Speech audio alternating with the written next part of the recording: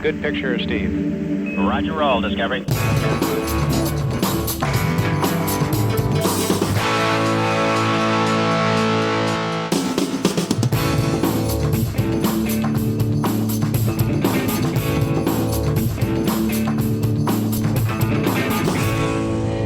Cette semaine, ORLM poursuit sa rétrospective 2015 en regardant de plus près les mois de juillet à décembre. Au menu du côté d'Apple, les sorties de l'iPhone 6S, de l'iPad Pro et surprise d'une nouvelle Apple TV. Enfin, Microsoft n'est pas en reste avec une rafale de nouveautés remarquées.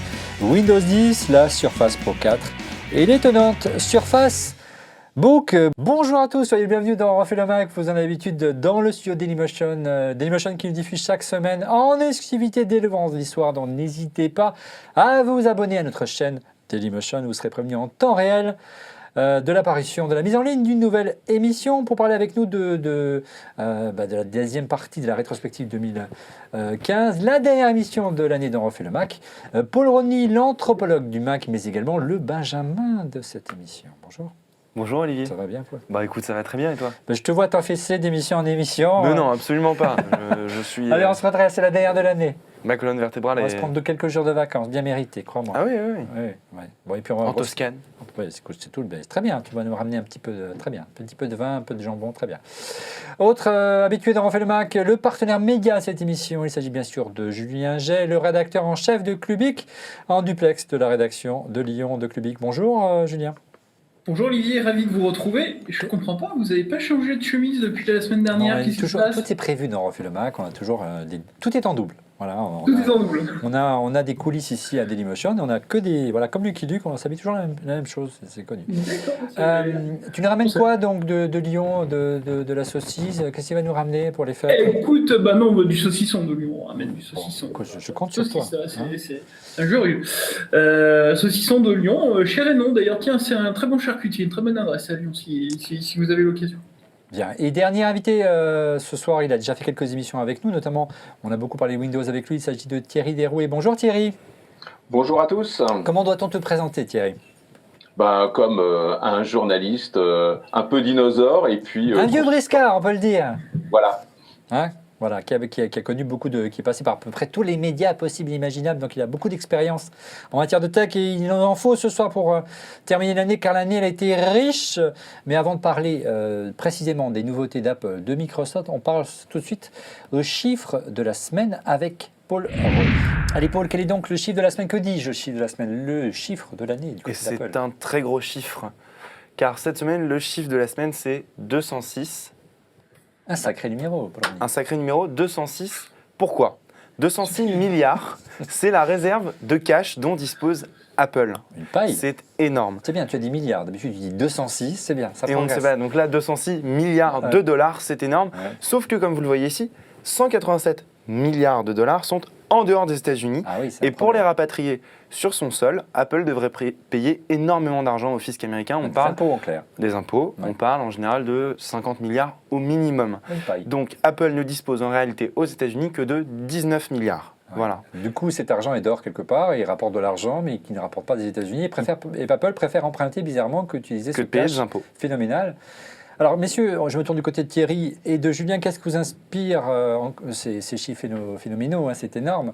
Tu voulais dire quelque chose encore, Paul? Oui, parce que Apple pourrait en gros se permettre de racheter BMW et Volkswagen. On parle souvent de l'automobile et d'Apple en ce moment. Ils ont un peu de mal. Hein. Voilà. Ça baisse. Et il resterait encore énormément d'argent à Apple. Il lui resterait en gros l'équivalent de la réserve de cash de Google, par exemple. Oui, voilà. En clair, Apple, en cette dernière émission de l'année, peut presque tout se permettre. Elle a tellement de cash qu'elle pourrait se permettre même d'arrêter de vendre pendant des années des produits et les offrir, et elle ne serait pas en banqueroute.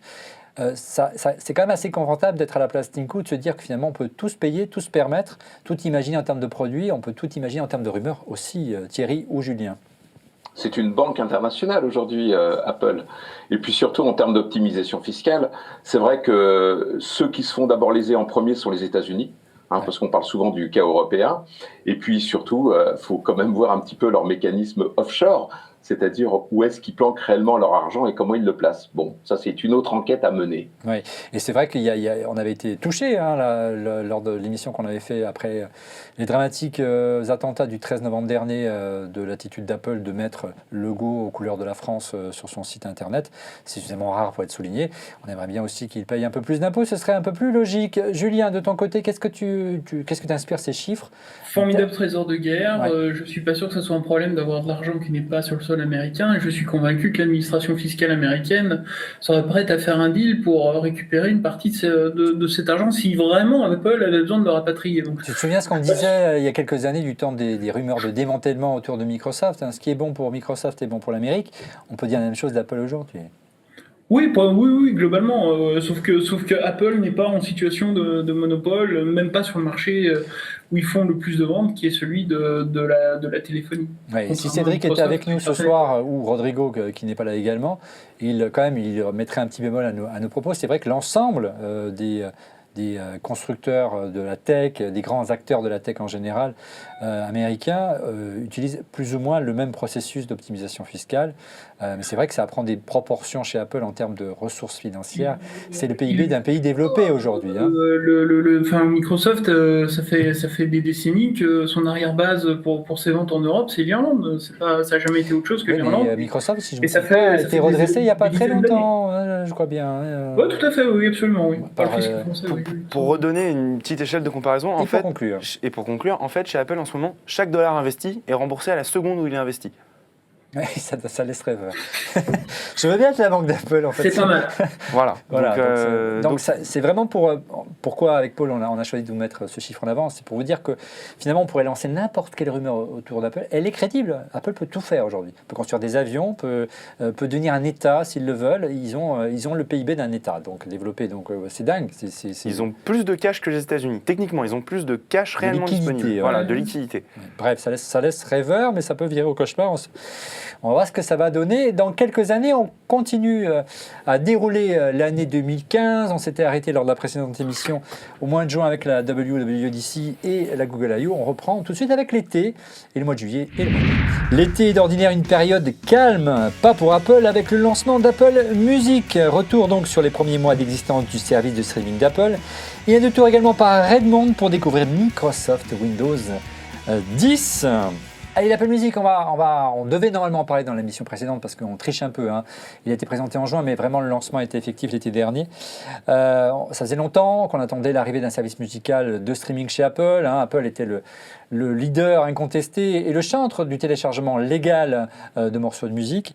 Donc ils ont attendu vraiment l'extrême limite que les marchés servaient. On a vu les courbes des téléchargements, du marché des téléchargements s'écrouler au profit du streaming. Est arrivé donc Apple Music.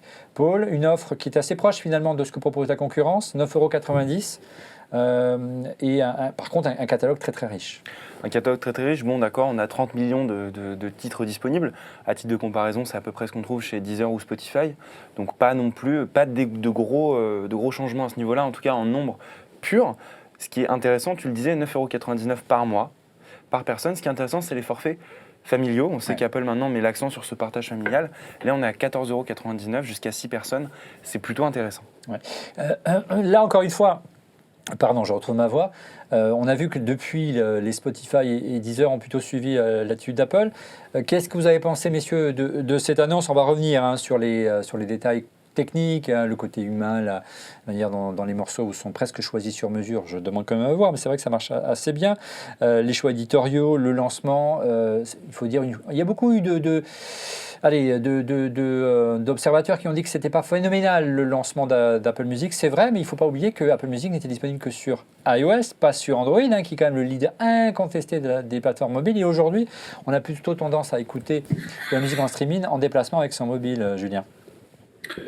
Oui, effectivement, le marché de la musique en ligne a évolué vers un modèle de streaming qui reste quand même difficile, je pense, à vendre. Et d'ailleurs, Apple, pour essayer de séduire les utilisateurs, a proposé 3 mois d'abonnement gratuit. Ce qui serait intéressant, c'est de savoir combien ont décroché au bout des 3 mois. Moi, j'ai décroché. Je ne sais pas si on a le chiffre. Vous l'avez ? On le sait.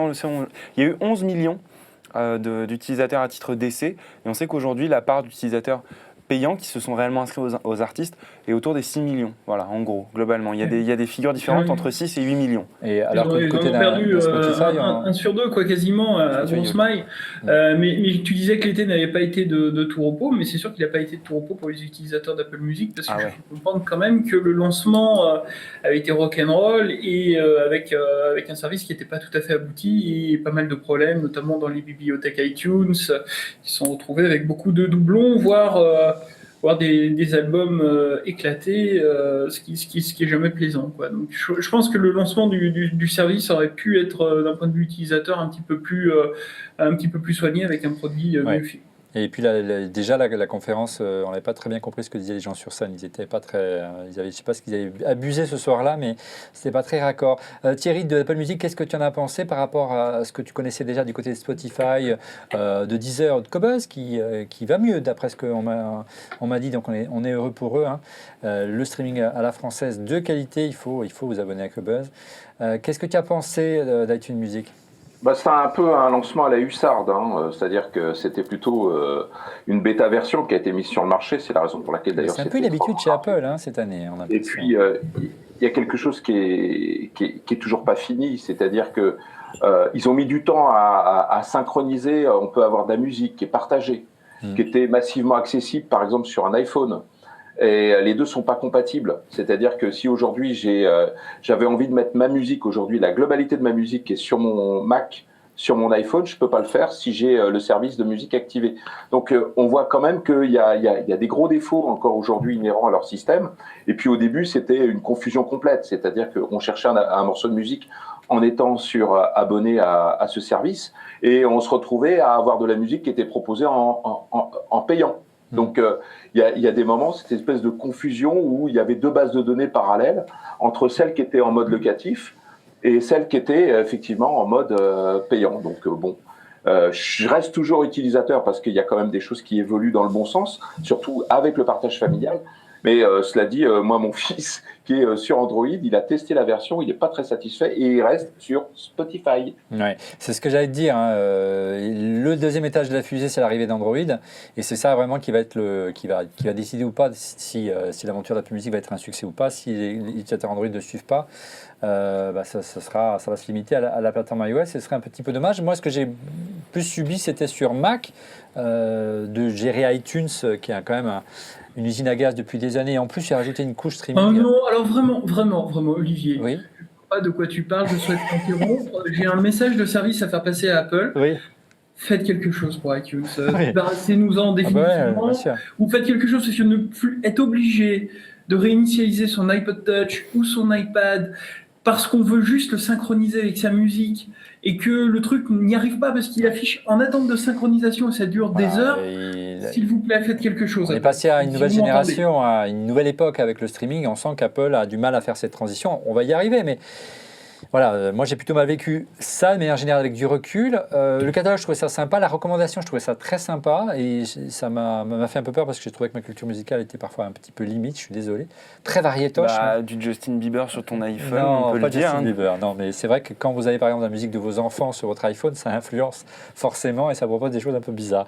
Et pas paradoxalement avec le lancement d'Apple Music, c'est que moi ce que j'ai trouvé presque le plus intéressant, c'est Beats One, la radio qu'ils ont lancée. Qui est gratuite. Qui est gratuite. Et ça, je trouve sympa en fait. Je me suis surpris à l'écouter de temps en temps et à même faire du AirPlay avec pour en profiter. Voilà. Ouais, c'est toi qui fais du AirPlay, hein, c'est intéressant. Oui, c'est moi le dernier utilisateur d'AirPlay. Non, pourquoi je vous dis ça, AirPlay à Big Transition, merci. Julien, moi je me suis désabonné au bout des 3 mois d'essai parce que bon, j'étais pas convaincu. Et surtout parce que j'ai été converti à Sonos par Cédric, comme il a converti quasiment tous les membres de cette émission. Et c'est vrai que Sonos n'était pas compatible avec iTunes. Jusqu'à aujourd'hui. Aujourd'hui, nous sommes le 15 décembre lorsque nous enregistrons cette émission. Et la bêta est arrivée aujourd'hui. Je l'avais un petit peu avant, donc j'ai pu l'essayer. Et c'est vrai que ça marche assez bien. Et c'est très agréable de pouvoir passer finalement d'un morceau d'iTunes Music à un morceau Spotify, à un morceau Qobuz si vous avez plusieurs plateformes auxquelles vous êtes abonné. Les journalistes, ça aide un petit peu parce qu'on teste les différentes plateformes, donc on a des coupons de réduction. Bref, mais voilà, ça marche assez bien. Et c'était le maillon manquant pour moi pour m'abonner à iTunes Music. Donc j'ai repris un abonnement. On va voir si ça va durer. On en reparlera. On essaiera de dédier une émission dans le courant de l'année On fera un vrai point sur le streaming musical lorsqu'on a vraiment des vrais chiffres et vraiment des vraies sources de comparaison, un peu de recul, notamment sur Android. Deuxième moment fort de cet été, et là je me tourne vers Julien, notamment le grand spécialiste de Windows, c'est l'arrivée dans la torpeur de l'été d'un nouveau système d'exploitation chez Microsoft. On l'avait déjà dévoilé quelques mois auparavant, mais ça y est, il était officiellement arrivé. Windows 10, qui remplace, je dirais, Windows 8, qui n'avait pas vraiment fait l'unanimité du côté des utilisateurs de Windows, mon cher non, Julien. c'est moi qu'on puisse dire. Je crois qu'il n'y avait que les utilisateurs Mac qui appréciaient Windows 8, au moins au lancement. On trouvait ça courageux. Voilà. Écoute, il faudrait qu'on refait le Mac qu'on a tourné ensemble sur... On refait Surface même, on nous dit, ben, allons-y. Tu te surprendrais toi-même. Windows 10 qui arrive effectivement fin juillet pour une partie des utilisateurs. Première mise à jour de Windows qui est gratuite, dans le sens où effectivement les utilisateurs de Windows 7 et Windows 8 se sont vus proposer, d'aucuns diront forcer la main à mettre Violer, je n'en parlerai pas ce mot, mais libre à chacun alors je t'arrête. Mais Windows, mise à jour gratuite, car, et je termine là-dessus, ouais. Windows maintenant est présenté par Microsoft comme un service qui va évoluer régulièrement. Oui, c'est étonnant quand même que Microsoft, qui a fait sa fortune, hein, il y a la suite Office, il y a d'autres choses, le cloud, et j'en passe, mais la fortune de Microsoft, c'est sur Windows. Offrir Windows, c'est du jamais vu, quoi. C'est incroyable. Mais c'est vraiment le cas, oui. Il y a quand même toujours un petit peu à payer quelque part, non ? Non, si tu as une machine avec Windows 7 ou Windows 8 et pour peu que ce ne soit pas une licence entreprise, tu as une mise à jour gratuite vers Windows 10 et tu peux tout à fait exercer ton droit d'obtenir cette mise à jour. Mais en général, on te la pousse. Hein, on ne demande pas trop. Mais ce qui... alors, c'est mal Windows 10 quand même. Mais ce qui se comprend, parce que ce que Microsoft veut, c'est avoir un seul environnement sur la plupart de ses machines pour essayer de repartir d'une base de zéro, quoi, pour éviter la fragmentation, tout simplement. Thierry, Windows 10, tu en as pensé quoi ? On en avait déjà parlé ensemble lors de l'émission de la rentrée. Il y a quand même de belles avancées et enfin vraiment un vrai équilibre entre la fonction, je dirais, tactile de Windows réservée plutôt à un mode tablette et un mode bureau vraiment taillé pour travailler avec un trackpad et un gestionnaire de fichiers. Ça reste quand même un produit atypique dans son côté hybride, hein, notamment au niveau OS. C'est un superbe environnement de travail, il n'y a vraiment rien à redire. Sur l'aspect tablette, moi je resterai toujours critique, hein. Je considère qu'une Surface, c'est un PC tactile mais pas une tablette. La preuve, c'est quand on prend une Surface Pro 4 avec un Core i7, bon, c'est très pratique l'hiver, mais bon, ça chauffe quand même. Ceci dit, oui. Je vais revenir un petit peu sur cet aspect poussé. Ils ont poussé très très loin l'installation, c'est arrivé dans les mises à jour naturelles du système, notamment sous Windows 7, ce qui est quand même assez audacieux. Et c'est arrivé sur des machines avec l'absence de support de la part de certains constructeurs. Je vais le citer par exemple HP, qui carrément a décrété que toute machine qui avait plus de 2 ans, c'est pas grave pour les pilotes graphiques. Alors, quand c'est arrivé à Babelberg, qui a plus de 85 ans, qui est venu avec une machine, il me dit, je comprends pas ce qui s'est passé. Et effectivement, c'était très moche. Heureusement, allez, on peut faire un petit rollback, petite conversation technique qui dit, je retourne en arrière. Ça prend juste 3-4 heures, quoi, c'est tout. C'est pas grave, c'était une petite visite comme ça, histoire de montrer que c'était assez sympathique. Mais cela dit, là, je ne jetterai pas le pavé dans la mare du côté de chez Microsoft, mais plutôt de ses partenaires, comme HP. C'est assez scandaleux, parce que quand on essaie de faire quelque chose, autant qu'on le fasse bien, y compris sur un écosystème. Et une machine qui a 2 ans, franchement, faut pas pousser. Ouais, mais tu sais très bien que HP a plus envie de te vendre une nouvelle machine que de payer des ingénieurs à faire du support sur une machine qui est dedans. Est-ce qu'on a des éléments qui permettent de dire que d'abord Windows 10 a été beaucoup mieux accepté que Windows 8, ça c'est pas difficile. Et au-delà, est-ce que Windows 10 est un moteur pour relancer les ventes d'ordinateurs sous Windows 10, je pense que du point de vue des utilisateurs, c'est plutôt pas le plébiscite, mais c'est plutôt bien vu. Ça a bien été accepté. Il y a toujours des critiques, il y en a toujours qui sont, comment dirais-je, fidèles à leur Windows 7. D'un point de vue des ventes de PC, on en parlait encore assez récemment, ça n'a pas aidé à relancer les ventes de PC, puisque les ventes de PC sont toujours en stagnation, voire en berne. Donc il n'y a pas d'effet Windows 10 sur les ventes de PC, très concrètement. Ouais, ça semble conforter, Paul. L'analyse et les déclarations à plusieurs reprises de Tim Cook au sujet de la stratégie stratégie de Microsoft. Pour lui, l'avenir, c'est pas le hybride. Il veut qu'une tablette soit une vraie tablette, un ordinateur, un vrai ordinateur, mais pas un mix des deux parce que ça peut pas fonctionner, ça peut pas aller au bout des choses. C'est vraiment ça son analyse. L'analyse de Tim Cook, c'est ça. C'est-à-dire qu'en fait, ces deux paradigmes, ces deux cas d'utilisation en fait, qu'on n'arrivera jamais à mêler. C'est-à-dire cette informatique qui fonctionne au doigt, vraiment pour le dire, cette informatique qui fonctionne au clavier et à la souris. On n'arrivera pas à trouver le compromis idéal. C'est ça l'idée de Tim Cook. Et petit instant. Si ça vous intéresse vraiment, vous pouvez aller lire sur mon blog. Il y a un très bon article là-dessus qui s'appelle iPad Pro, la bataille de l'histoire. C'est une querelle qui remonte à il y a très très très longtemps, puisque c'est des questions que se posaient déjà des ingénieurs chez Xerox, par exemple, en 72, 73, 76. Comment on va faire plus tard? Et c'est très intéressant parce qu'on voit la résolution de ce problème aujourd'hui. D'un côté, on a Microsoft qui veut aller vraiment au bout de sa logique, c'est-à-dire que maintenant, les utilisateurs veulent des produits mobiles, donc on leur offre un PC sous forme de tablette. Je connais des gens, beaucoup, qui sont extrêmement satisfaits de leur Surface et qui disent « je ne veux plus entendre parler de MacBook ou d'iPad parce que je dépense plus d'argent. » PC classique. Ou d'un PC classique.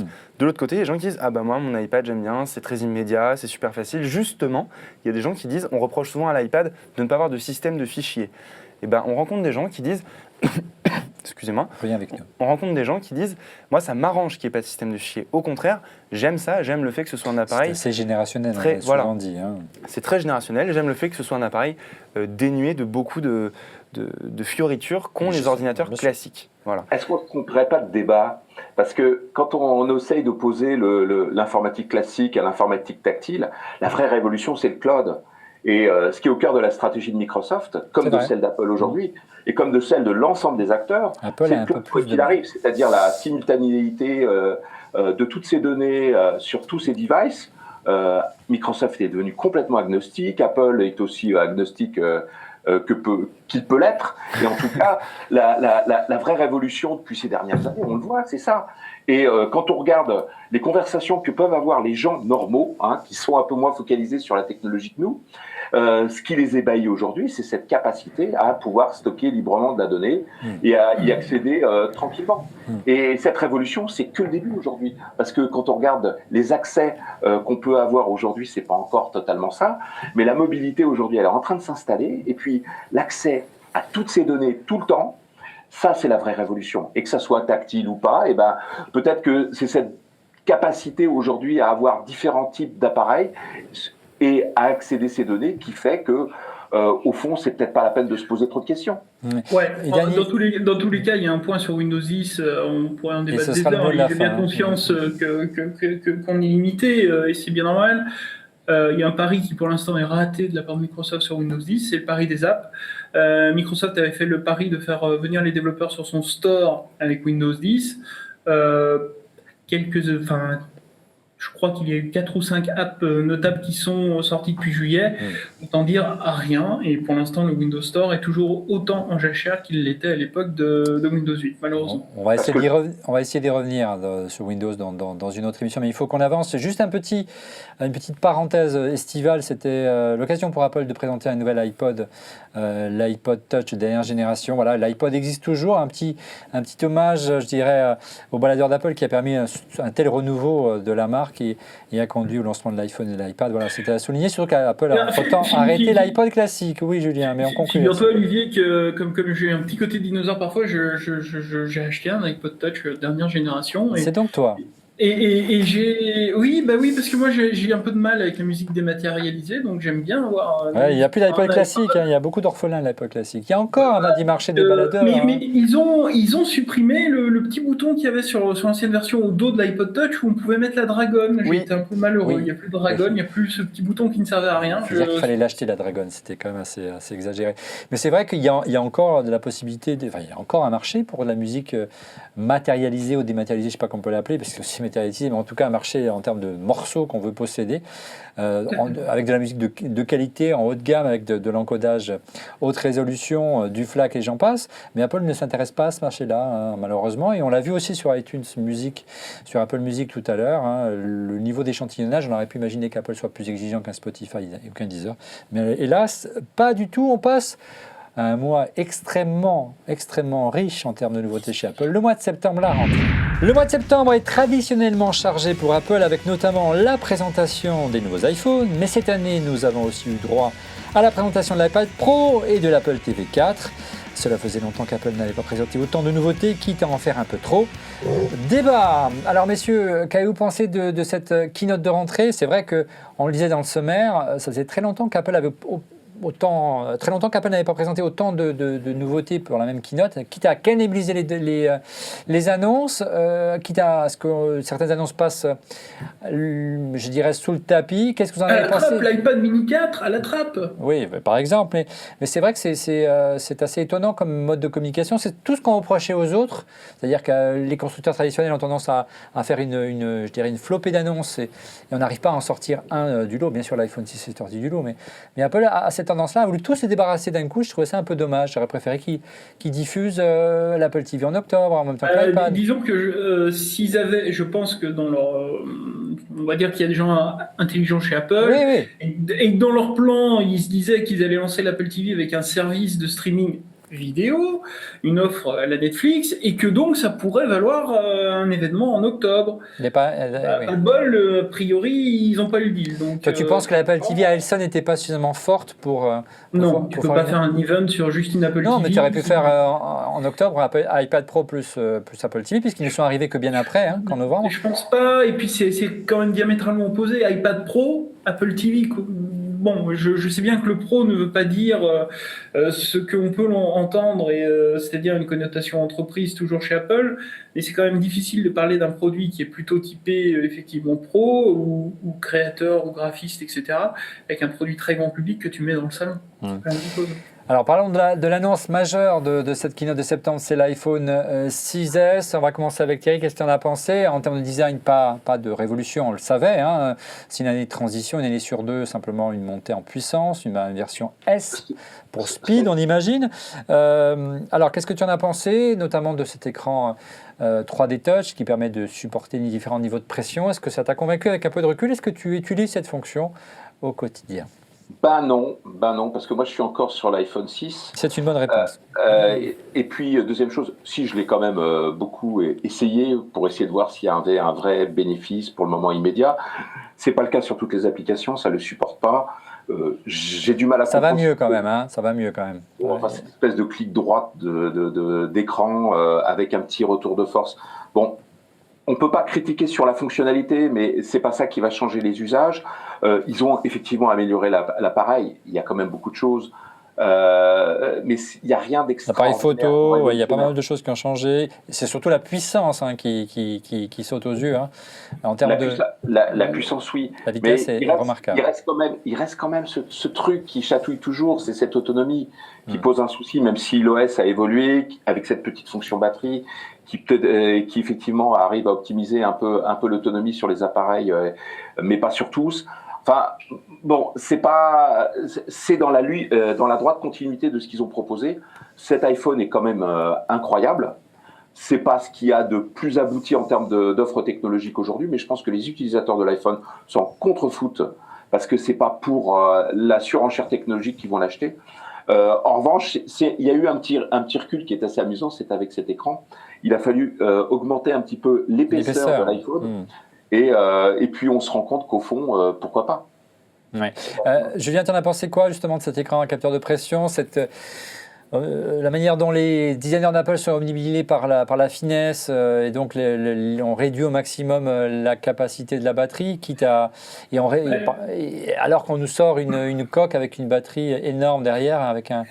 Je pense que le design over function, c'est une connerie. Il y a un moment, avoir le téléphone le plus fin du monde, ça n'apporte rien et ça cause des problèmes. On l'a vu avec l'iPhone 6, ça se tord, ça se plie. Le Bendgate, oui. Le Bendgate, on ne va pas revenir là-dessus.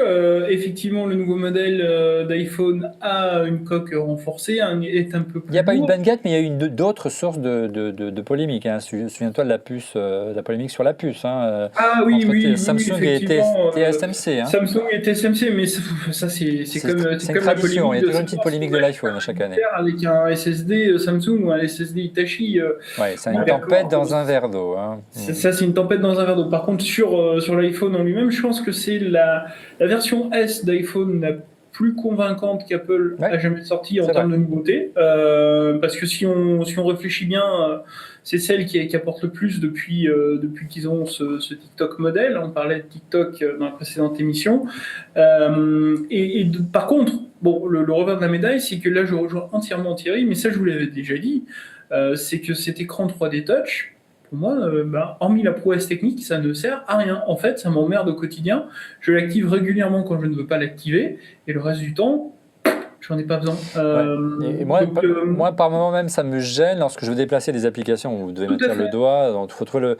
Mais bon, c'est vrai que je l'utilise peu Non, en mais général. quand tu veux sélectionner du texte ou que tu veux faire un copier-coller dans un mail, ou dans un SMS, bien souvent, c'est plus embêtant qu'utile. Et puis, il y a quand même un petit scandale parce que Pour moi, je suis bien conclure, content des téléphones, oui, mais Thierry. des téléphones premium, mais avec 16 gigas. Moi, Ouais. mon téléphone, il n'y a plus On un allait seul y appareil en y dessous de arriver. 128. On Voilà. allait y arriver. C'était la question que j'allais poser à... Ah, mais je crois que personne n'achète, enfin, personne ne donnerait le conseil d'acheter un iPhone 16 Go. Bah justement, personne donne le conseil, mais ça se vend quand même. C'est bien vrai, le c'est vrai problème. qu'Apple, non, mais en général, 16 Go, ça suffit pas. C'est une manière de pousser la vente pour un modèle plus puissant. Et voilà. Et, Juste pour remettre en perspective, un iPhone de 16 Go aujourd'hui, un iPhone 6S, donc capable de filmer en 4K, vous le remplirez en 30 minutes en filmant. Voilà. Du coup, ça sert à rien de filmer en 4K, vous l'aurez bien compris. Une petite réaction peut-être sur l'écran 3D Touch. Bah écoute, c'est une technologie qui fera ses preuves dans les années à venir. En tout cas, en l'état actuel des choses, je ne peux que rejoindre ce qui a été dit, c'est-à-dire que ça sert peu. Et parfois, quand on n'a pas envie de s'en servir, ça se met en travers du chemin. Et malgré tout, c'est des fonctions cachées, donc qui pourraient être très utiles, moins naturelles, qui sont pas très naturelles. On a dit qu'Apple avait peut-être trouvé le clic droit de l'écran tactile. C'est peut-être ça, on verra. Pour le moment, en tout cas, voilà, ça sert pas à grand-chose. Et je reproche également ce que tu disais, c'est qu'il y a des fonctions cachées. Par exemple, cette fonction dans l'Apple Watch, quand tu tires ton centre de notification, où tu peux effacer toutes tes notifications d'un coup avec un Force Touch, elle est cachée. Ouais, Il faudrait pas que... Mais Paul, je te serais éternellement reconnaissant de m'avoir appris cette fonction. Ah ben voilà, t'as vu, Je c'est l'avais pas vite. découvert par ailleurs. Ben voilà, moi c'est pareil, je l'ai apprise par hasard et j'ai peur qu'avec 3D Touch, ça arrive dans les iPhones et c'est pas souhaitable. C'est-à-dire qu'à un moment donné, il faudra livrer un manuel d'emploi avec l'iPhone. Ce serait quand même la fin d'un haricot pour Apple. Cool. Mais ce qui est quand même amusant, c'est qu'on annonce quand même que la plupart des concurrents d'Apple vont adopter aussi un écran à capteur de pression. Donc comme quoi, malgré tout, ça intéresse et ça continue à copier de tous les côtés. On passe maintenant, avant de parler de l'iPad Pro, au busomètre, la deuxième partie du busomètre, le classement de rumeurs de l'année avec Paul Renaud. Alors Paul, quel est donc le classement des 5 rumeurs qui ont le plus buzzé cette année? Voilà, vous allez les avoir, les rumeurs 1 à 5. Alors, la numéro 1 absolue. première rumeur, Leica, on en a beaucoup parlé, on se demande vraiment ce que ça cache. Est-ce que Apple s'intéresse surtout au logiciel qui pourra accompagner les nouvelles voitures intelligentes, c'est-à-dire pourquoi pas s'intéresser au software d'un véhicule autonome, ou est-ce qu'Apple veut vraiment aller plus loin et créer sa propre voiture? On en saura. C'est jusque-là, hein. Il y a eu beaucoup de rumeurs sur des centres d'essai qui ont été loués par Apple. Un partenariat avec BMW. Avec BMW, on avait des rumeurs sur le fait qu'Apple allait racheter Tesla. Possiblement, que débaucher beaucoup de responsables du secteur de l'automobile, notamment de chez Tesla. Bref, ça a beaucoup buzzé autour de l'iCar et la voiture connectée était assez à la mode, hein, la voiture autonome. Deuxième rumeur, on reparle de l'iPad Pro. On en a énormément parlé cette année. Beaucoup n'y croyaient pas. Monsieur X, si tu m'entends, je t'embrasse. Il regardera. Ouais, c'est vrai qu'il a peu de gens croyaient à l'arrivée d'un iPad Pro jusqu'à peut-être iOS 9 où on s'est dit là, il se prépare quelque chose. Il a fallu attendre le mois de juin pour que vraiment on soit tous convaincus de l'arrivée d'un stylet ou d'un iPad pour travailler. On n'y croyait pas vraiment, stylet qui était quand même la chose que détestait peut-être le plus Steve Jobs du temps où il était chez Apple. Troisième rumeur, l'iPhone 6S. Bon, ben voilà, on était obligé de le mettre sans surprise, on était obligé de le mettre dans les rumeurs qui ont le plus buzzé cette année. Étant donné le torrent de rumeurs qu'on entend sur l'iPhone chaque année, on entend à peu près tout et son contraire entre septembre et janvier. Et puis, de janvier à septembre, on voit le nouveau modèle se dessiner petit à petit. Ouais, L'iPhone 7 a déjà bien buzzé. Hein. Voilà, l'iPhone 7 a déjà énormément buzzé. On sait déjà tout ou presque du prochain téléphone d'Apple. Bien finir par nous trouver quelque chose. Quatrième rumeur, l'Apple TV, on l'a beaucoup attendu, beaucoup n'y croyaient absolument plus. Moi, j'y croyais plus. Voilà, ouais. Beaucoup n'y croyaient plus. Ce modèle, qu'en penser, c'est pas l'objet du busomètre, mais voilà, au moins il est sorti. Donc l'Apple TV 4. Et dernière rumeur. Dernière rumeur, l'Apple Watch 2. Et oui, la première est à peine sortie, elle a été présentée en septembre et elle n'a été en vente qu'en avril. C'est donc pour ça qu'on a un tel décalage et qu'on se dit mais Apple va pas sortir une Apple Watch 2. Mais si, Apple la présenterait en mars 2016. Voilà, donc dès que l'Apple Watch est arrivée en magasin et qu'elle n'était pas forcément disponible, qui a certainement causé pas mal de déboires à l'Apple Watch en termes de chiffre de vente, notamment en France, les rumeurs se sont propagées sur l'arrivée potentielle d'une deuxième version. Et beaucoup de gens se sont dit, je vais attendre la version 2. À tort ou à raison, merci. Paul, on continue avec le déroulé de cette émission et à la grosse annonce, l'autre grosse annonce de la keynote de septembre, l'interminable keynote de septembre, près de plus de 2h15 de keynote.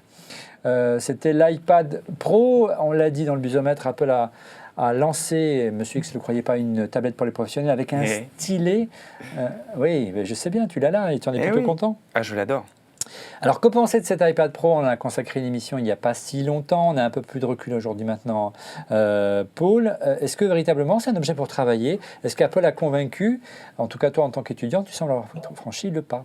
Écoute, oui, moi, c'est vraiment un objet que j'attendais depuis très longtemps et surtout, c'est sympa ces objets Apple un peu nouveaux où tu as cette période où chaque jour, tu as une nouvelle application qui est adaptée à l'objet ou qui permet d'en tirer un peu plus parti. Moi, j'étais un peu sur la réserve parce qu'il n'y avait pas beaucoup de mises à jour pour l'iPad Pro. Là, depuis quelques jours, quelques semaines, on voit arriver vraiment pas mal d'applications optimisées récemment, notamment Pixelmator. Voilà, j'allais le dire. Qui vraiment, moi, je retoucherai plus jamais une photo sur mon Mac, sauf vraiment cas exceptionnel où on a un besoin ultime de Photoshop. Mais là, maintenant, Pixelmator plus l'Apple Pencil. Il va falloir investir dans un Apple Pencil. Voilà, exactement. Dès qu'il y en aura disponible, parce qu'ils sont en rupture de stock. C'est super à utiliser.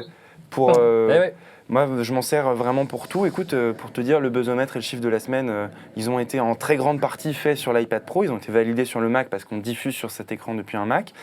Mais voilà, écoute, mes cours, je les prends en très grande majorité sur l'iPad Pro aussi. C'est un appareil ultra léger qu'on ne sent même pas dans un sac. Pour rigoler avec les copains, il y a un très bon son, il y a un bel écran pour regarder des films. Le son est remarquable, vraiment, pour un iPad, vous allez être surpris, notamment pour regarder des films. Pour moi, c'est la télé d'Apple. On la pose sur sa table ou sur ses genoux ou sur son lit et on n'a plus besoin d'être dans le salon pour regarder la télé. On va se tourner vers les dinosaures, cette émission, ne m'en voulez pas pour l'expression. On va commencer par Thierry. Qu'est-ce que tu as pensé de l'iPad Pro? Est-ce que toi aussi tu es enthousiaste? Tu es convaincu par l'usage professionnel de cette tablette ou ça reste avant tout un objet de consultation? On sait, et Paul est une illustration, que c'est assez générationnel la manière dont l'approche qu'on peut avoir, si on est convaincu ou pas pour l'usage plutôt d'un ordinateur ou d'une tablette. Je suis absolument pas d'accord, mais alors là pas du tout. Sans surprise. Parce que d'un point de vue générationnel, non, c'est sur l'aspect générationnel. Ah, d'accord. D'abord, pour moi, l'iPad, c'est quelque chose que j'utilise tout le temps. Pour moi, c'est un outil depuis le début. Alors, je parle pas de la première, mais de l'iPad 2, un outil de création.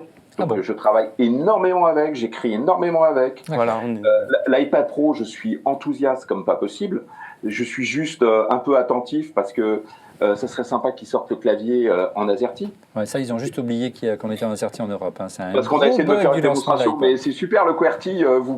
Et j'ai demandé, mais comment je fais pour mes accents? On m'a dit, ah, mais là, au milieu, là, il y a un accent. J'ai fait, bon, ça suffit, vous êtes gentil, mais on va repasser à autre chose.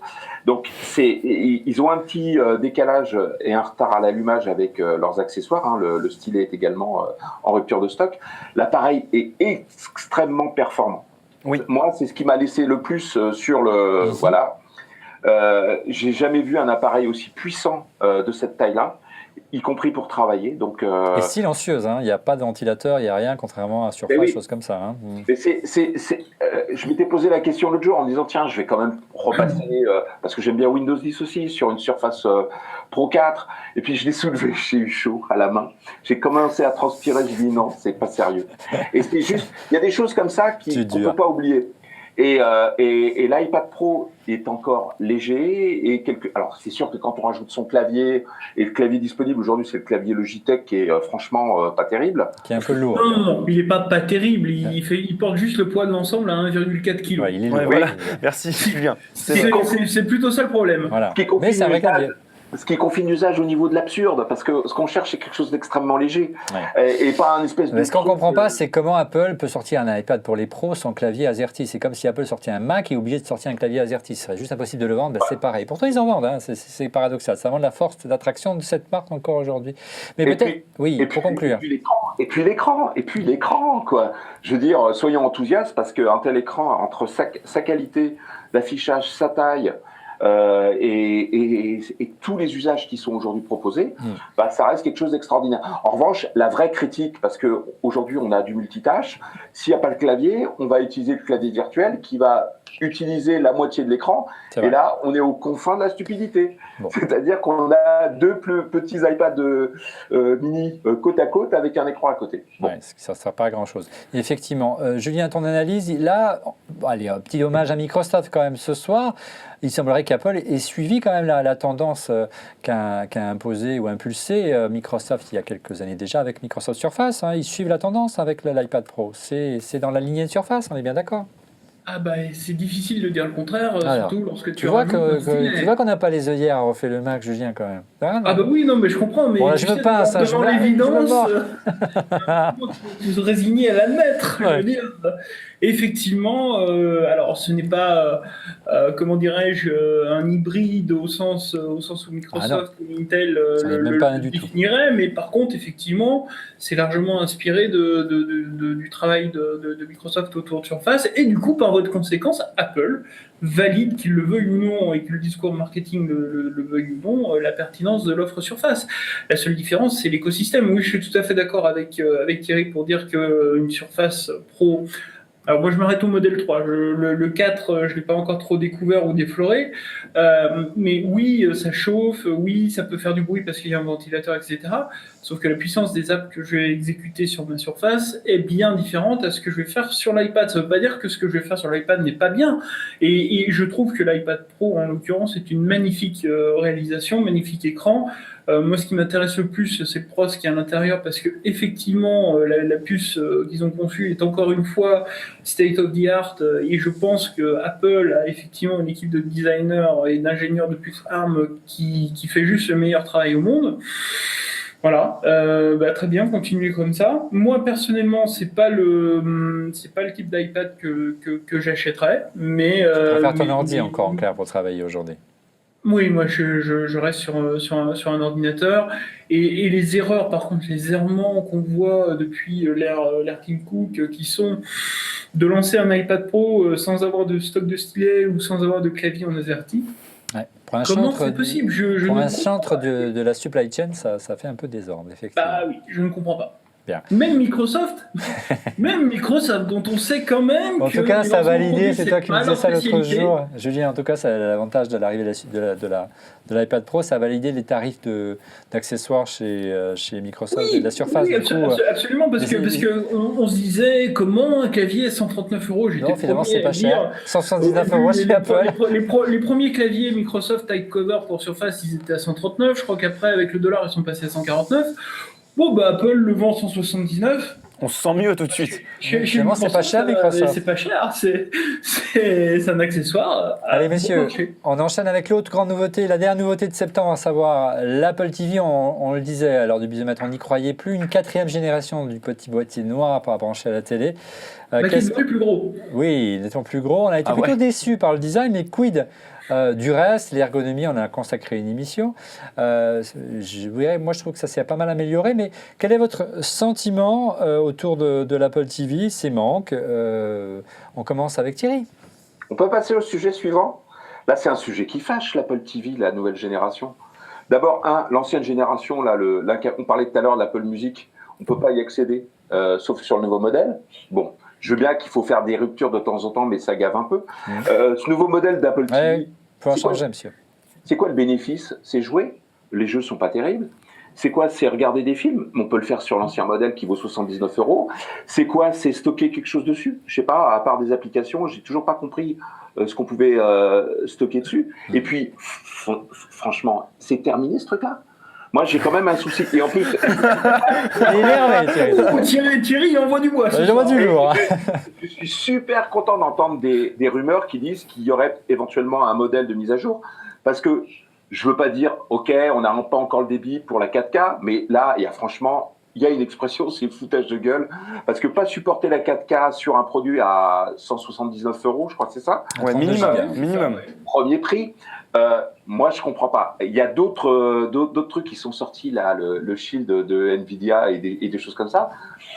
Bah, et là, de temps en temps, quand je regarde l'Apple TV, je dis, j'aime bien l'ancien modèle, il est pas cher, mais alors le nouveau, il va falloir m'expliquer un peu plus. Je passe devant en boutique, je l'essaye, je le regarde, je repasse devant. Non, mais Donc, sur cette nouvelle Apple TV, Je veux dire. effectivement, il y a plein de choses à dire. Je rejoins tout à fait Thierry sur le fait que limiter tvOS, puisqu'ils ont voulu faire un nouveau système d'exploitation, seulement un nouveau boîtier, alors que l'ancien est encore en vente, avec les limitations qu'on connaît, c'est-à-dire pas d'Apple Music pour les anciens, mais d'Apple Music pour les nouveaux, c'est une connerie sans nom, je suis tout à fait Il y a d'accord. beaucoup de bugs. hein. Mais ce qui était intéressant et qui était attendu depuis des années, on ouvre l'Apple TV aux applications. Ouais, ça, je pense que c'est vraiment une avancée On peut majeure. avoir des applications de l'environnement Apple, iOS, sur son téléviseur. Donc ça, c'est le point positif. Effectivement, je rejoins Thierry sur le fait que je n'ai toujours pas compris la différence. Pourquoi quelqu'un de normalement constitué irait acheter le modèle 64 Go plutôt que le 32? Ça, j'ai toujours pas compris. J'attends qu'on m'explique parce que je n'ai effectivement pas compris. Mais je crois que Sur Monsieur la X est 4K, normalement constitué. sur la 4K, Demande à Monsieur X, ouais, effectivement. c'est un sujet en effet.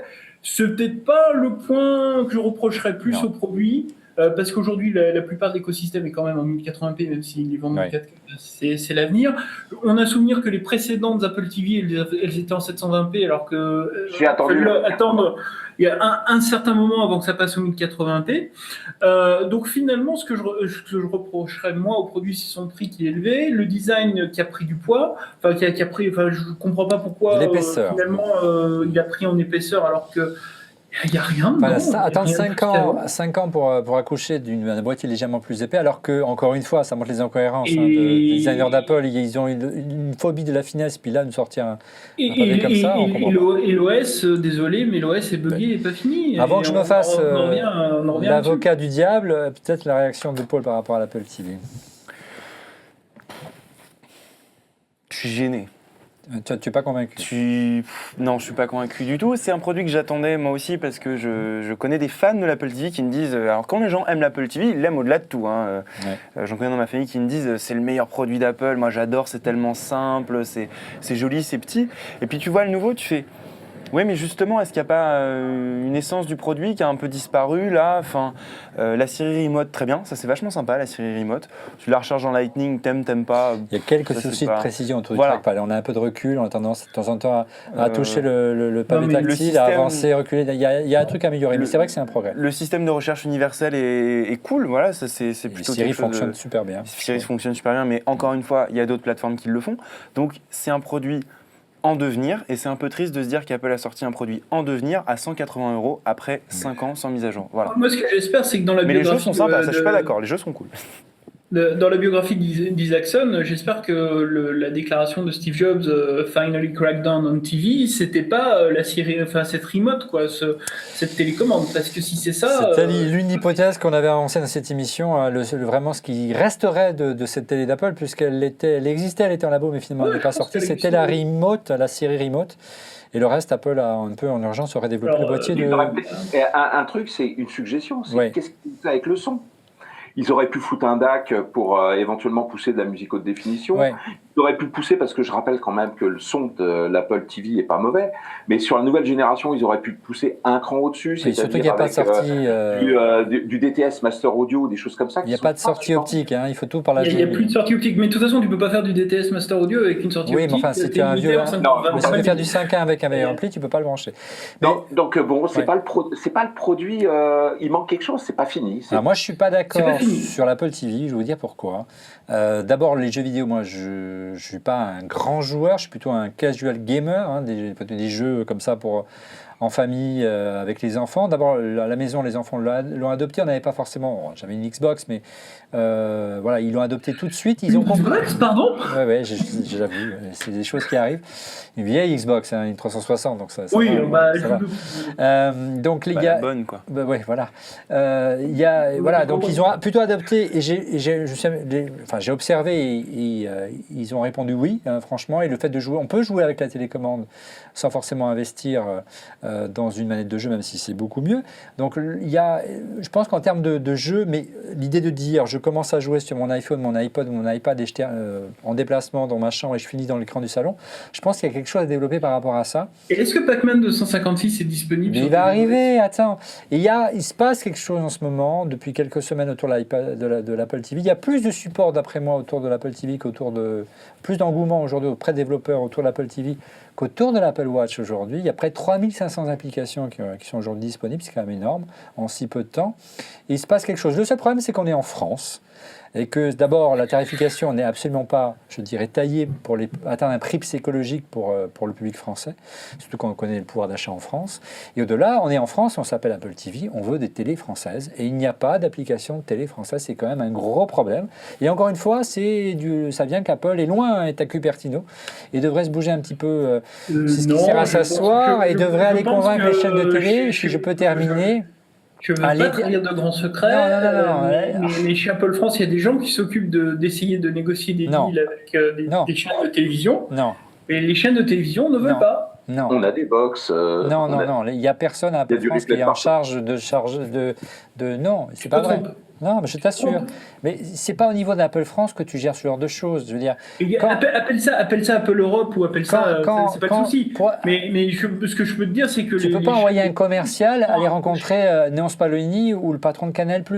Non. C'est Tim Cook, c'est un responsable important qui se déplace ou qui fait venir aux États-Unis. Ils l'ont fait dans le passé, ils doivent le faire. Alors, les journées ne font que 24 heures. Mais voilà, pour HBO, ils le font parce qu'HBO, bah oui, bien sûr, HBO, c'est connu aux États-Unis. Bah, Canal, c'est comme HBO, mais c'est en France et c'est en Europe. Voilà. Et les séances de priorité, ils sont trop focusés sur les États-Unis. Il n'y a pas d'application dédiée à la télé, il n'y a que BFM TV aujourd'hui qui est présent. Et c'est un peu dommage, ça pose problème. Par contre, il se passe quelque chose, il y a un écosystème qui est en train de se créer. Peut-être que ça vient plus des États-Unis parce que tu l'as dit justement, Thierry, il n'y a pas de box aux États-Unis et en France on les a, donc forcément on n'a pas de besoin puisqu'il peut être remplacé. Mais il se passe quelque chose et je serais intéressé de voir ce qui se passera dans les mois qui viennent. Il faudrait qu'Apple revoie quand même sa politique tarifaire parce que c'est juste n'importe quoi. On passe au mois d'octobre. En octobre, c'est Microsoft qui reprend la main et fait le buzz. En attendant l'étonnant HoloLens, Redmond fait sa révolution en lançant son premier ordinateur portable, la Surface Book. Il creuse le sillon de la Surface avec la Pro 4 et introduit de nouveaux mobiles avec les Lumia 950 XL qui se muent en véritable PC. Allez, on se tourne tout de suite vers Julien de la Surface Book. C'était vraiment la surprise. Julien, explique-toi. La surprise, mais c'est assez logique qu'après avoir sorti ses propres tablettes, que finalement Microsoft finisse par dévoiler son propre ordinateur portable. Oui, tout à fait, c'est logique, c'est dans la suite logique des choses. Cela dit, Microsoft avait réussi à garder relativement le secret dessus. Oui, la clé du secret. Apparemment, les sources de 9to5 Mac ne sont pas chez Redmond. Je te corrige juste sur un point, tu l'as présenté comme un ordinateur portable.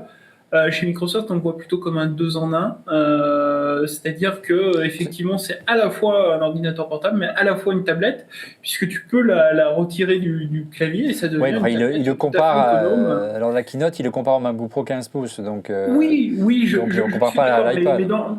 Oui, tout à fait, mais dans la philosophie. C'est un produit hybride, mais c'est avant tout un ordinateur portable. Ça reste un produit. Un vrai ordinateur portable avec la puissance. Ça reste un produit hybride. Ouais, c'est beaucoup plus puissant que le Surface, en clair.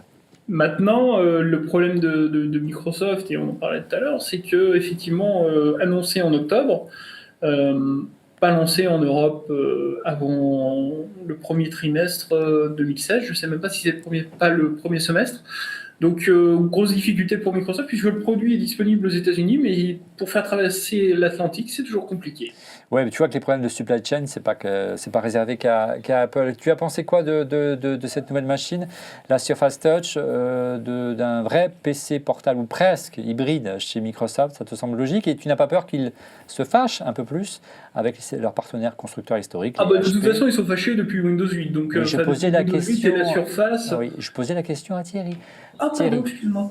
Mais il veut tout dire, il a raison. Oui, il a raison, il monopolise la parole, allons-y. Non, mais excuse-moi, non, mais il y a sa parole volontiers. C'est extraordinaire ce qu'ils ont sorti. C'est la plus belle keynote qu'ils ont jamais fait depuis très longtemps, avec des gens qui sont là depuis longtemps chez Microsoft, qu'on entendait peu. Et là, ils se sont révélés comme étant des stars en termes de communication. Et puis surtout, il y a un truc qui est assez exceptionnel. C'était d'abord le premier ordinateur portable de Microsoft, qui est effectivement aussi une tablette extrêmement performante. 2, c'est un objet technologiquement extrêmement poussé, donc c'est complexe à fabriquer, ça on le voit clairement, et fournir toute la planète en même temps, ça ils n'y arrivent pas non plus. Je suis beaucoup critique sur la Surface Pro 4, mais au final, ils ont corrigé bien des défauts. On parle peu de cette reconnaissance de caractère qui est exceptionnelle dans le dernier modèle. C'est un truc à essayer, moi ça me laisse... Tout ce qui manque à l'iPad Pro, en clair. Tout à fait. Et puis il y a un truc qui est assez extra, c'est que, mine de rien, pourquoi est-ce qu'ils sont succès aujourd'hui sur ce produit ?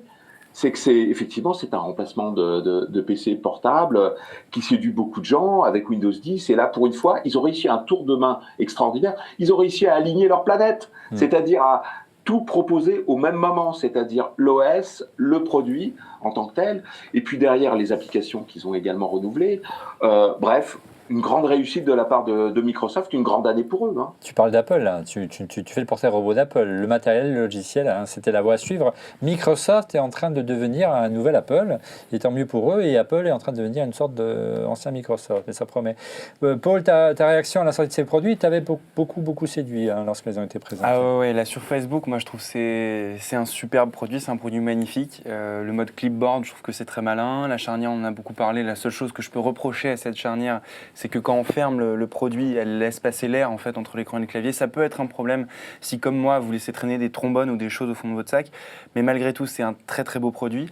Windows 10 arrive à maturité pour magnifiquement accompagner ces produits. Microsoft propose quelque chose de très intéressant et très malin, vu la répartition des différentes parties techniques des circuits entre l'écran et la base.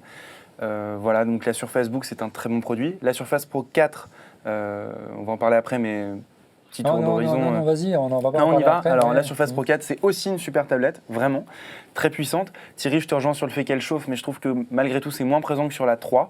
Elle est très fine, elle est très agréable en main. Le kickstand, c'est quand même une très bonne idée. Là, j'aime beaucoup mon iPad Pro, vous le savez, mais la Smart Cover, c'est le pied qui permet d'orienter. La Smart Cover ne permet pas d'avoir plusieurs orientations, et ce serait pratique sur un produit de cette taille. Pour un pro, pouvoir orienter son écran comme on veut, c'est juste indispensable, surtout si vous travaillez sur les genoux.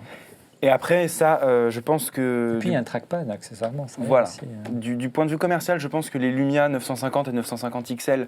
ça, c'est les téléphones. Ça, c'est les téléphones. Change encore de sujet, là. On fait un tour d'horizon. Vont pas forcément... cartonner. Cartonner parce que...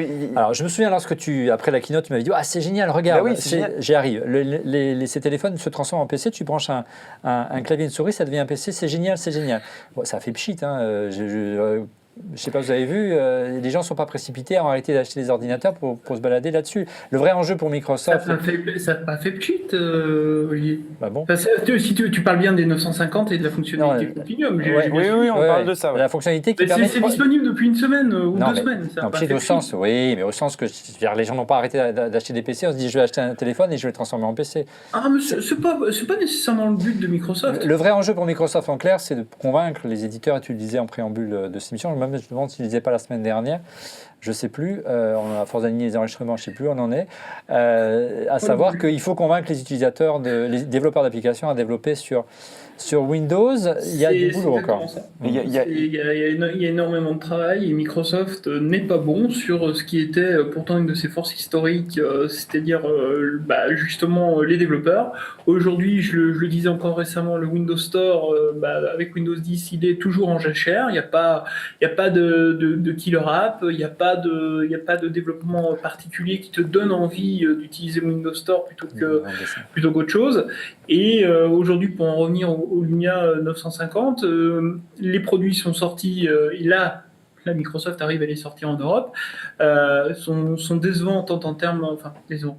Tout est relatif, mais la finition n'est peut-être pas aussi bonne que ce qui a pu être sur certains Lumia, et Windows Mobile 10, donc la version pour smartphone de Windows 10, ne change pas beaucoup de choses par rapport à la précédente et a du mal à convaincre. Voilà, on a essayé de faire un tour d'horizon des lancements de cette année. On va terminer par une période un peu plus sombre avec le mois de novembre et le mois de décembre. Le mois de novembre a été marqué par les attentats de Paris. En marge de ces événements tragiques, le gouvernement réclamait un durcissement de la législation sur les données personnelles. Quelle attitude adoptée de la part des Apple et autres Google? Et au-delà, le Mac et l'iPhone sont-elles des plateformes toujours aussi sûres comme elles sont souvent présentées à tort ou a raison? Alors, que penser effectivement du durcissement de la législation qui est réclamée sur les données personnelles? Que penser des déclarations des différents géants de la tech, notamment Tim Cook qui est derrière moi à Charlie Rose, pas seulement à Charlie Rose, mais sur la nécessité de conserver un cryptage et quand bien même, parce que effectivement, quand vous avez un système de communication qui est crypté, il peut être utilisé à des fins qui soient évidemment pas forcément légales et qui peuvent être parfois dramatiques. Alors où est le juste milieu à trouver? Quelle est un peu votre réaction? C'est difficile. On voulait terminer quand même l'année sur ce point-là parce que c'est vrai que c'est pas simple. D'un côté, il faut protéger l'utilisateur, de l'autre, il faut aussi protéger les utilisateurs malgré eux. Où est le juste milieu? Quel est votre sentiment? On commence peut-être par Thierry. Je suis assez dubitatif sur ce qui a été raconté. D'abord parce que le problème de la sécurité des données a toujours été important, latent. Ça fait depuis l'arrivée d'Internet qu'on dit de toute façon qu'il n'y a absolument aucune sécurité sur nos PC. Si on veut revenir sur la volonté gouvernementale, je n'irai pas jusqu'à réexpliquer l'histoire. On a même eu un gouvernement assez récent qui avait voulu développer son propre système d'exploitation. Parce que ses propres données, il ne les considérait pas à l'abri du tout. Oui.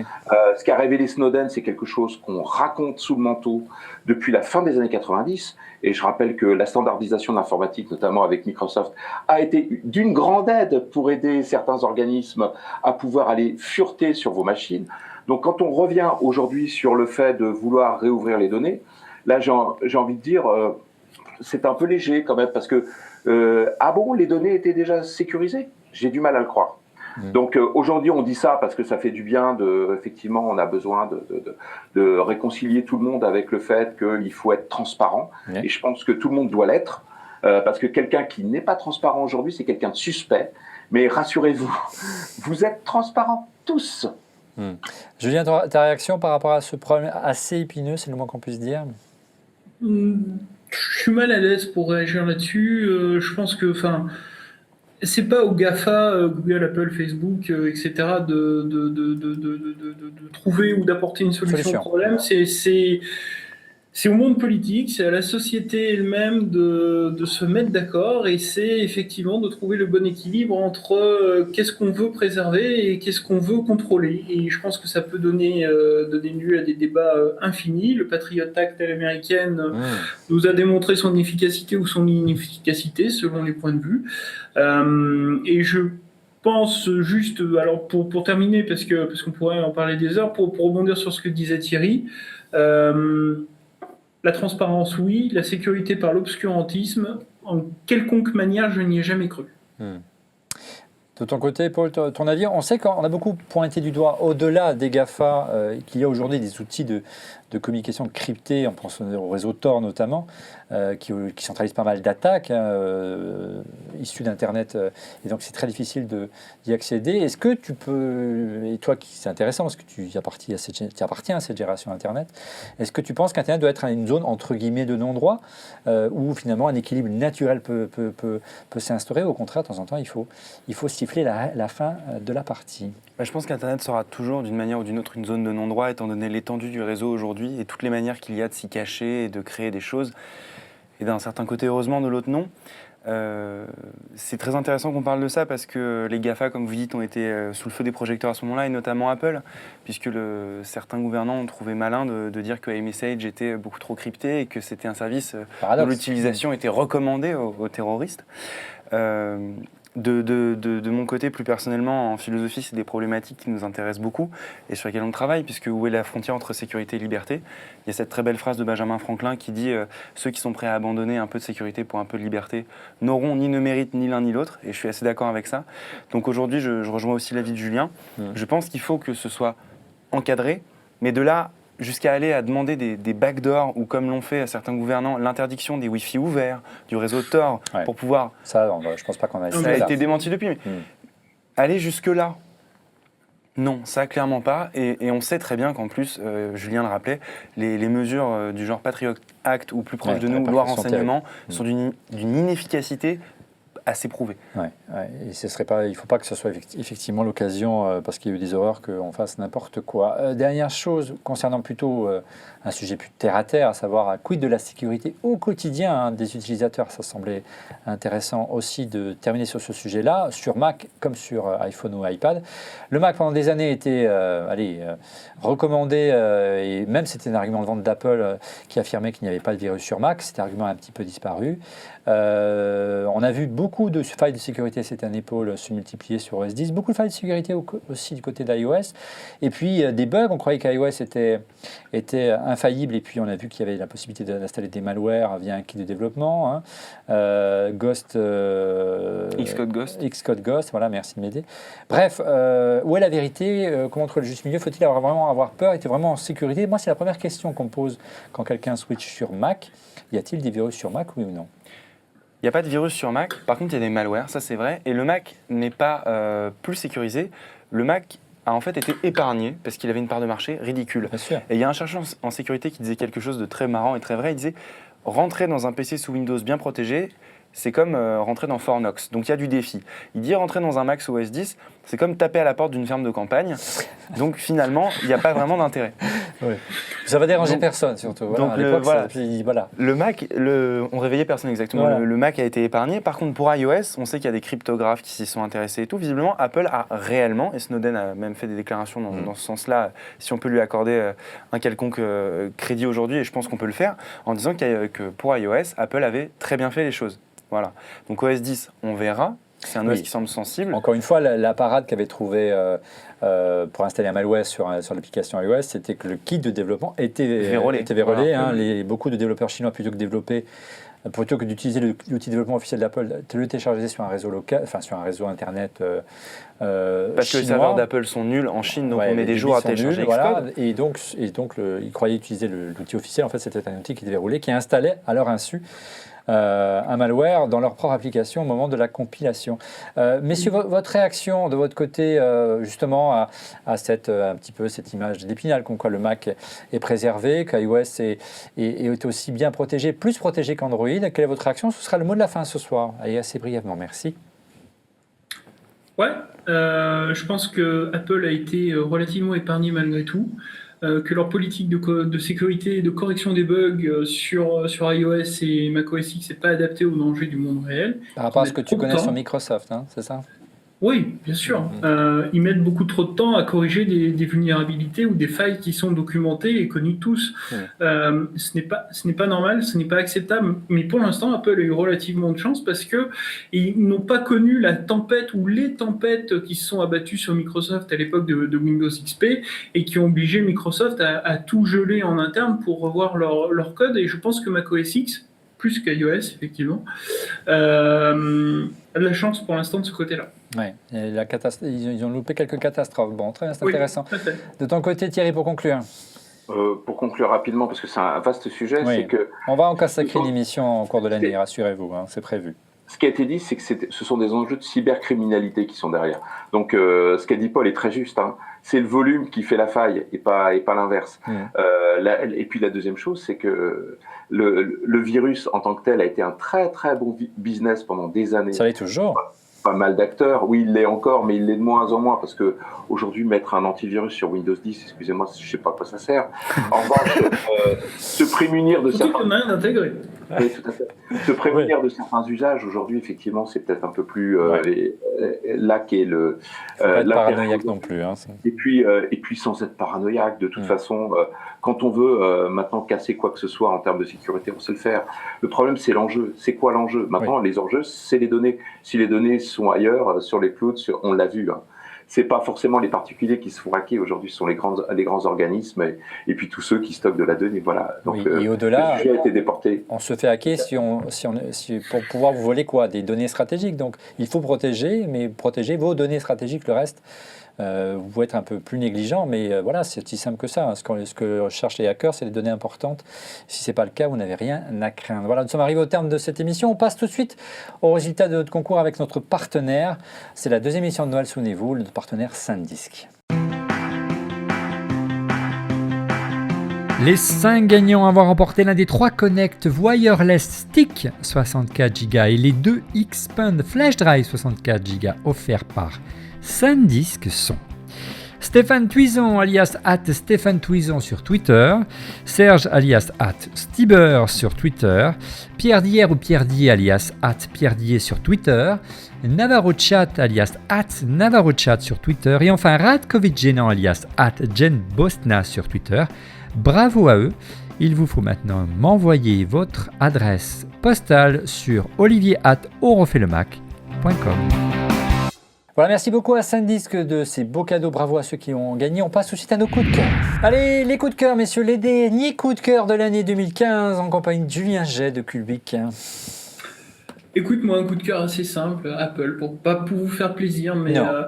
T'as viré ta cutie, ça y est. Mais mon coup de cœur du jour, c'est l'iPad mini 4, après un iPad mini 3 qui était sorti, on ne sait pas pourquoi. Je sais pas, non, Surface, tu m'avais dit Surface, je ne comprends Non, plus. je te promets, je te promets. L'iPad mini, le tout petit mini, là, qui n'avait pas de marché, là. Le télé, voilà, qui, je trouve, fait une superbe télécommande de salon. Oh, il peut faire mieux que ça. Il peut faire mieux que ça fait Mais cher, bien la sûr, télécommande il de peut faire salon. mieux que ça. Je joue à Pac-Man 256 dessus, j'ai de la puissance, je fais du AirPlay. C'est lui. C'est vraiment l'AirPlay. Ah ouais, moi j'ai un truc avec AirPlay. Hein. Ah ouais, j'ai bien compris ça. Le jour où Apple retire cette fonctionnalité, je pense que je repasse tout sous Windows. Je ne sais pas ce qui se passe. Windows AirPlay Non, mais globalement, c'est plutôt chouette d'avoir ce refresh qui, là, pour le coup, est un vrai progrès par rapport au modèle Retina précédent. La seule chose qui se met quasiment au niveau de l'iPad Air 2, le seul reproche que j'ai, et qui va vous faire rigoler, c'est que je le trouve trop fin, presque. C'est pas possible.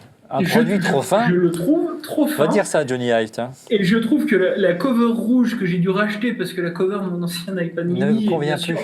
Incompatible. Il faut changer, monsieur Julien. Voilà.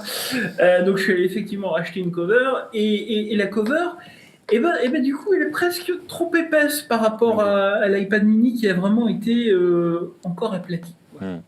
Bien, mais c'est vrai que la machine est puissante et marche bien, mais c'est vrai que moi je trouve l'opposition de prix un peu bizarre, mais passons. Voilà, oui, on a la chance. 505 € le modèle de base. On a la chance d'être des enfants 64, gâtés dans la presse tech et d'avoir plein de jouets à tester au quotidien, donc on se rend plus compte du coût des produits. C'est vrai que c'est un beau produit, mais c'est vrai qu'il est vachement cher et qu'il correspond plus. Je t'arrête tout de suite, Olivier, je l'ai acheté. Non, mais je sais bien, mais on a aussi la chance d'avoir des boulots qui nous permettent de se payer ces beaux objets, mais c'est vrai que c'est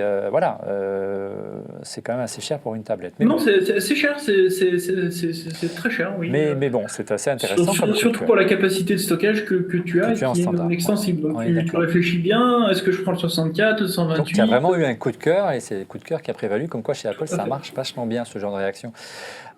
Thierry, de ton côté, ton coup de cœur ce soir ?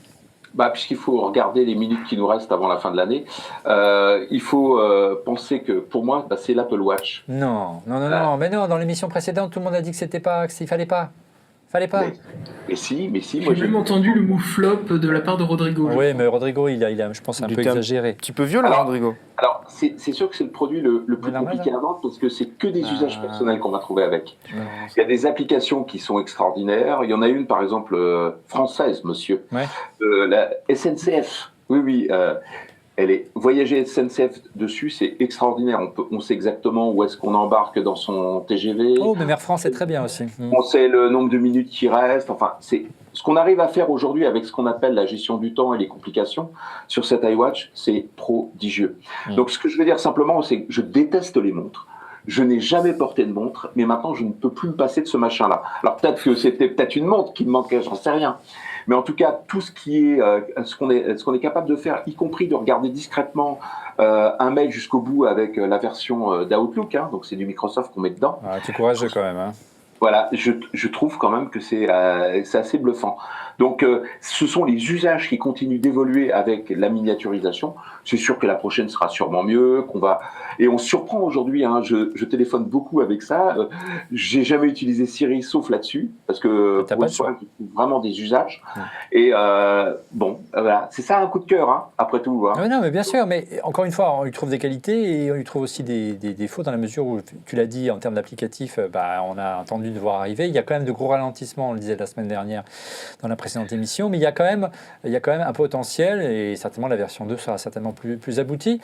Au-delà, moi je rajouterais juste quand même un petit défaut d'ordre ergonomique, il n'y a pas assez de complications.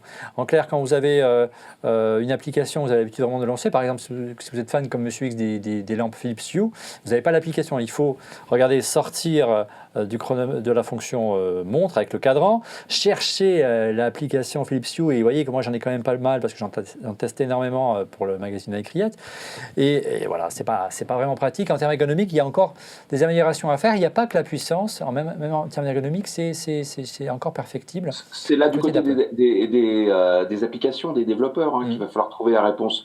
Donc c'est le volume qui fera là aussi le succès de cette montre ou pas. En tout état de cause, ils sont bien partis. Et puis, il y a une chose qu'il faut se dire, moi j'aime bien de temps en temps rappeler que demain, il n'y a pas un truc qui ne sera pas connecté, donc les montres deviennent de plus en plus connectées. Ouais, ça semble assez logique. Et c'est juste un truc très très logique. On va voir si l'année qui vient va répondre en termes d'autonomie de puissance et surtout en termes de prix. Et peut-être qu'il serait juste de baisser un petit peu son prix pour que ça soit vraiment un vrai hit. Souvenez-vous que le premier iPhone, Apple avait baissé son prix de moitié avant de vraiment trouver son public. Il n'est jamais trop tard pour bien faire. Paul, de ton côté, ton coup de cœur. Mon coup de cœur, Olivier, c'est encore un coup de cœur pour l'iPad Pro. Tu vois, j'ai le Pencil en main. C'est une habitude. C'est une habitude et c'est Pixelmator. Je vais vous montrer. Donc, il y a très peu de latence. C'est une Pixelmator qui vient d'être optimisé pour l'iPad Pro il y a quelques semaines. Et le Pencil. Voilà. Ouais. Donc il y a extrêmement peu de latence comme vous pouvez le voir, je vais assez vite et ça permet vraiment, moi je retouche plus jamais de photos sur autre chose que mon iPad Pro. Voilà, je trouve que c'est... Parce que maintenant la version ne gérait pas la pression. Non, exactement. Précédente. Ouais. Voilà. Et on peut faire des montages assez complexes, ça marche très bien. C'est une très jolie application, le Pencil marche très bien. Le seul reproche qu'on peut faire à ce Pencil, c'est qu'on ne peut pas le garder avec sa tablette. Mais on le perd donc assez facilement ou on le retrouve. J'ai mis quand même quelques jours à le retrouver. Donc un gros coup de cœur pour Pixelmator sur iPad Pro. Alors moi j'ai un coup de cœur pour ceux qui n'ont pas les moyens de se payer un iPad Pro mais qui ont quand même un iPad, je pense à Julien, et qui veulent par exemple aussi profiter d'un Pencil mais aussi du papier. Ça s'appelle le Bamboo Spark. Regardez, c'est une ardoise magique qui se connecte.